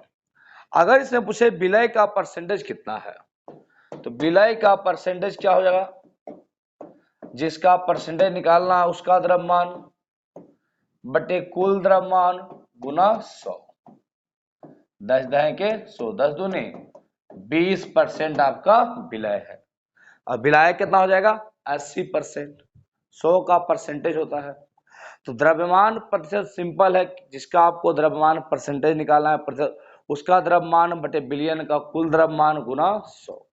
जब मान लो 2 ग्राम विलय है 8 ग्राम विलायक है तो विलयन हो गया आपका कितना 10 ग्राम। तो पूछेगा विलय का द्रव्यमान प्रतिशत क्या है, तो विलय का द्रव्यमान बटे विलयन का द्रव्यमान गुना 100, विलय का द्रव्यमान बटे विलयन का द्रव्यमान गुना 100 20%। अगर पूछता विलायक का द्रव्यमान प्रतिशत क्या है, विलायक का द्रव्यमान बटे बिलियन का द्रव्यमान गुना 100 आएगा 80%। ये था आपका द्रव्यमान प्रतिशत। अगला देखिए क्या है, अगला है मोल अंश। यह संकेत है चाय, चाय में एक एक्स को बड़ा कर दो, चाय एक ग्रीक शब्द है चाय। अगला बिलियन का सांद्रता को मापने का इकाई क्या है, मोल अंश। का संकेत क्या होता है, चाय। मोल अंश का परिभाषा क्या होता है, किसी विशेष घटक की मोलों की संख्या और बिलियन की मोलों की कुल संख्या को अनुपात होता है। मोल अंश होता है विलय के किसी विशेष घटक की मोलों की संख्या और बिलियन के कुल मोलों की संख्या का अनुपात। इसे देखिए, हमको पता है कि विलय ये भी आपका अनुपात ही है, विलय प्लस विलायक क्या बनाएगा, बिलियन। विलय प्लस विलायक क्या बनाएगा आपका, बिलियन। यदि आपसे पूछा जाए विलय का मोल है Na, अब विलायक का मोल है Nb, तो बिलियन का मोल क्या होगा, Na plus Nb, Na plus Nb। अगर पूछे विलय का मोल अंश क्या होगा, विलय का मोल अंश, तो आपको अभी बताएं मोल अंश भी अनुपात होता है किसी विशेष घटक का मोल और बिलियन के कुल मोल। किसी विशेष घटक की मोलों की संख्या और बिलियन की मोलों कुल मोलों की संख्या का अनुपात। विलय का मोल अंश क्या है, तो विलय का मोल बटे बिलियन का कुल मोल। अगर पूछेगा विलायक का मोल अंश क्या होगा, विलायक का मोल अंश, तो क्या कीजिएगा, विलायक का मोल बटे कुल मोल, विलायक का मोल बटे कुल मोल। तो मोल अंश किसी विशेष घटक की मोलों की संख्या और बिलियन के कुल मोलों की संख्या का अनुपात होता है। मान लो हमको विलय का निकालना है मोल अंश, तो विलय का मोल बटे बिलियन का कुल मोल, और विलायक का निकालना है मोल अंश, तो विलायक का मोल बटे कुल मोल। मतलब जिसका मोल अंश निकालना है उसका मोल बटे कुल मोल। लेकिन हम लोग चेक कैसे करेंगे कि मोल अंश सही है कि गलत है, तो मोल अंश का योग हमेशा एक होता है, मोल अंश का योग हमेशा एक होता है। चलिए, विलय का मोल अंश प्लस विलायक का मोल अंश बराबर एक, विलय का मोल अंश और विलायक का मोल अंश बराबर क्या होता है, एक। देखिए विलय का मोल अंश क्या आया था, Na बटे Na प्लस Nb, यानी विलय का मोल बटे बिलियन का कुल मोल क्या था, विलय का मोल अंश। विलायक का मोल अंश क्या होगा, तो विलायक का मोल बटे बिलियन का कुल मोल। अब देखिए लघुत्तम क्या आ जाएगा इसका, Na plus Nb, Na plus Nb, ऊपर भी क्या हो जाएगा, Na प्लस Nb, ये पूरा कट गया। तो मोल अंश का योग हमेशा एक होता है, इस बात को नोट कीजिए, मोल अंश का योग हमेशा एक होता है। मोल अंश क्या है, किसी विशेष घटक की मोलों की संख्या और बिलियन का कुल मोल, जिसका मोल अंश निकालना है उसका मोल बटे बिलियन का कुल मोल। और देखिए मोल अंश के संबंध में कुछ और बातें हैं, तो कुछ बातें और क्या है मोल अंश के बारे में, कि मोल अंश का कोई मात्रक नहीं होता है। क्या मोल अंश था, अनुपात, जिसका मोल अंश निकालना उसका मोल बटे कुल मोल। तो मोल अंश का कोई मात्रक नहीं होता है, कोई मात्रक नहीं होता है, मोल अंश का कोई मात्रक नहीं होता है। दूसरा मेन पॉइंट क्या है कि मोल अंश ताप पर निर्भर नहीं करता, टेम्परेचर से कोई मतलब नहीं है, यह आपका बहुत बार पूछा हुआ है। मोल अंश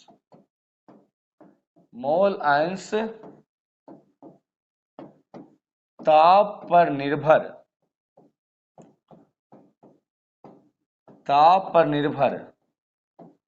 नहीं करता है,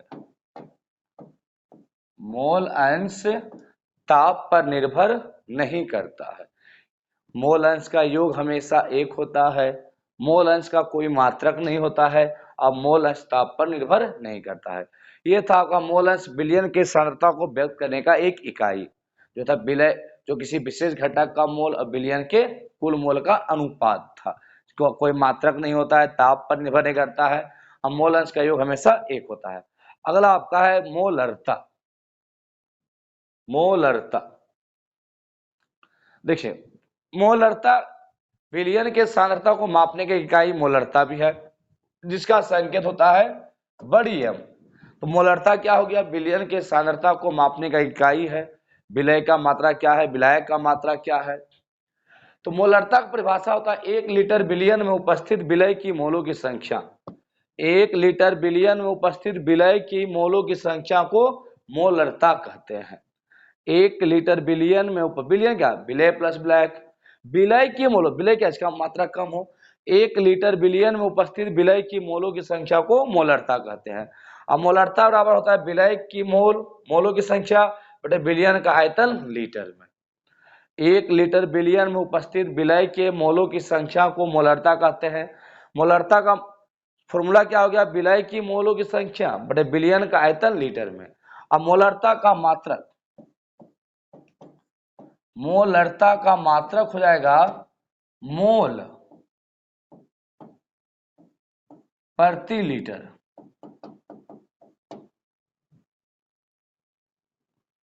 मोल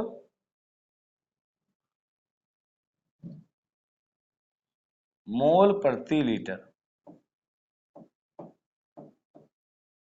मोल प्रति लीटर, मोलरता का मात्रक।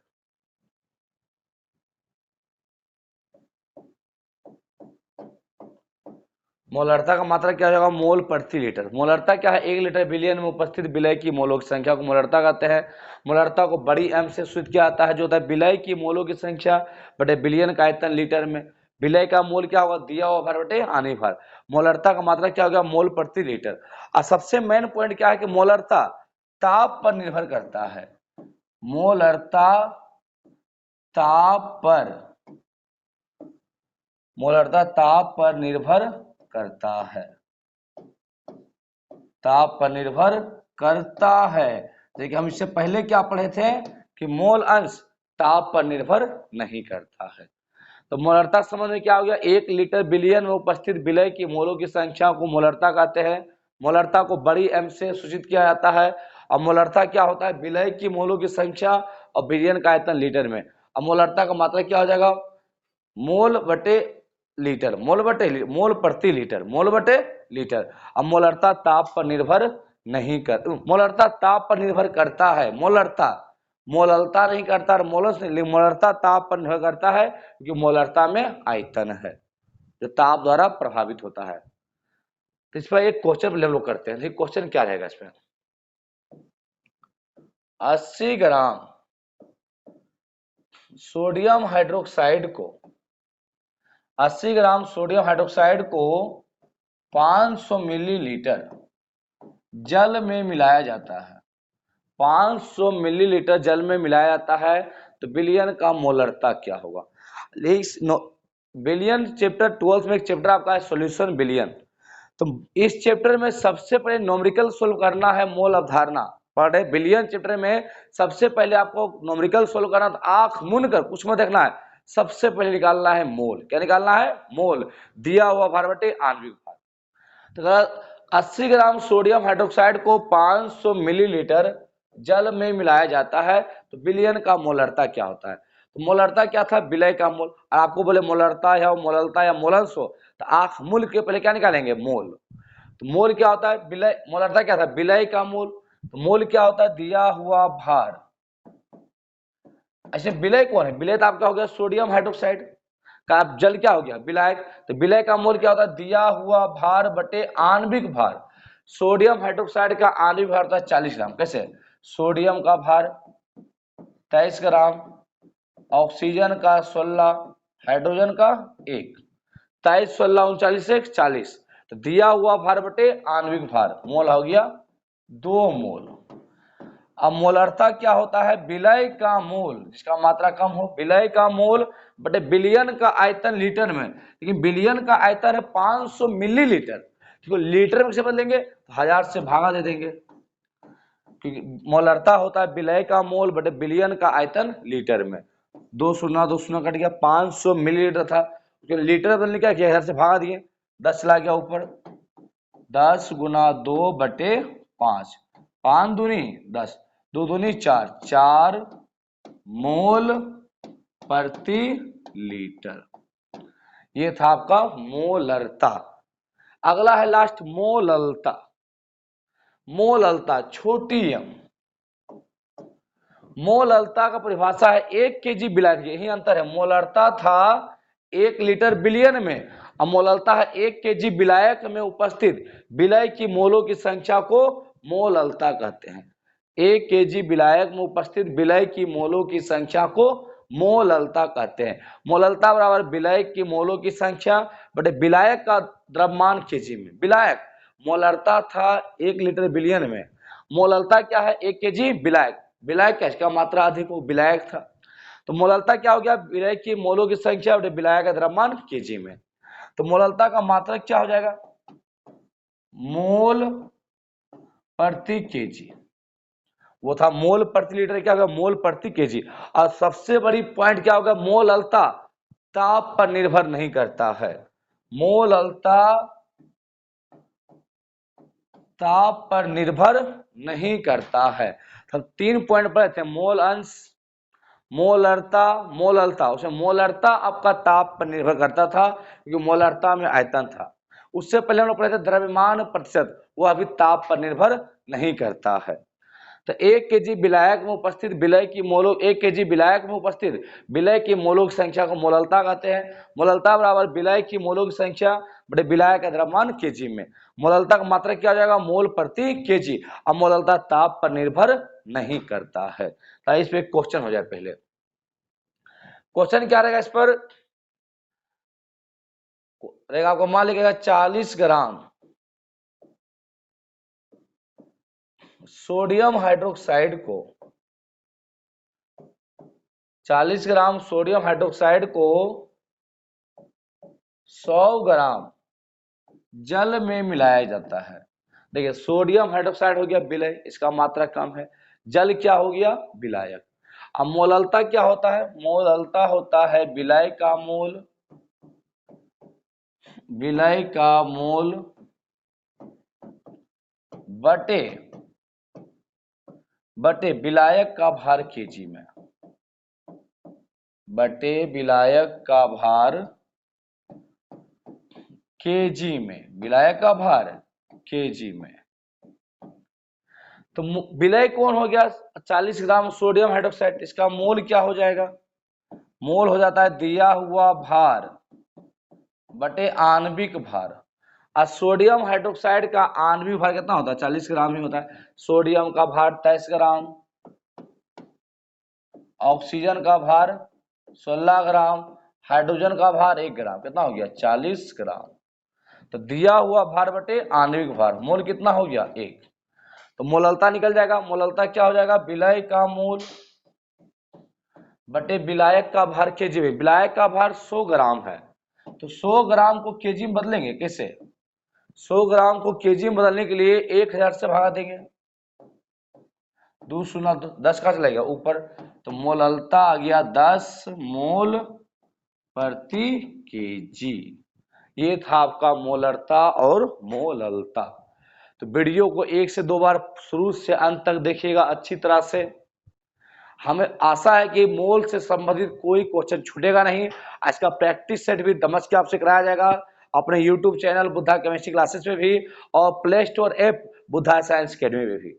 तो शुरू से अंत तक वीडियो को 1 से 2 बार कम से कम, देखिए पहला बार में सर कोई चीज याद नहीं होता है, कम से कम 1 से 2 बार देखना होगा वीडियो, कम से कम 2 बार वीडियो को देखिए। उसके बाद एनसीईआरटी किताब निकालिए, 11th का हो फर्स्ट चैप्टर या 12th का हो सेकेंड चैप्टर बिलियन, दोनों का न्यूमेरिकल सॉल्व होना स्टार्ट हो जाएगा। आप बिलियन चैप्टर में सबसे पहले आंख मुंह के क्या निकालना है, मोल दिया हुआ भार बटे आणविक भार अणु के लिए। वीडियो को 1 से 2 बार देखेगा। लेकिन हाँ लास्ट में हम लोग पढ़ते हैं एक बार मोलरता और मोललता में अंतर देख लेते हैं एक बार, मोलरता और मोललता में अंतर। मोलरता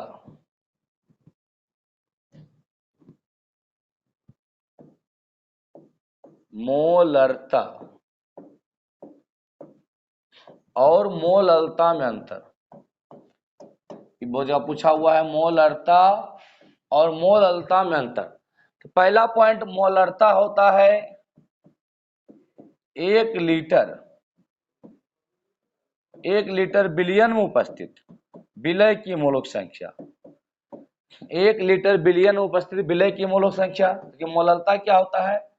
1 केजी विलायक में, 1 केजी विलायक में उपस्थित, 1 केजी विलायक में उपस्थित, 1 लीटर बिलियन हो गया, 1 केजी विलायक में उपस्थित विलय की मोलक संख्या।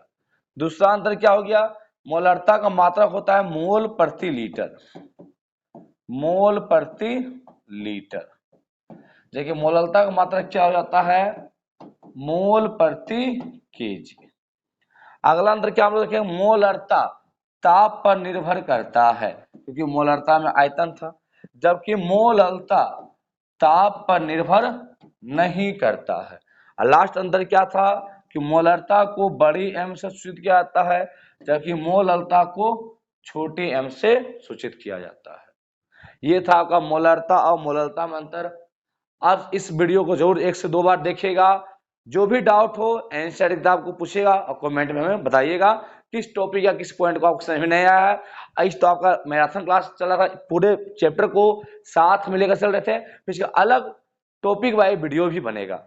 तो आपसे आशा है कि 1 से 2 बार इस वीडियो को देखिए, कोई प्रॉब्लम या कोई दिक्कत नहीं होगा, चाहे 11th का मोल अवधारणा चैप्टर हो या 12th का हो बिलियन चैप्टर।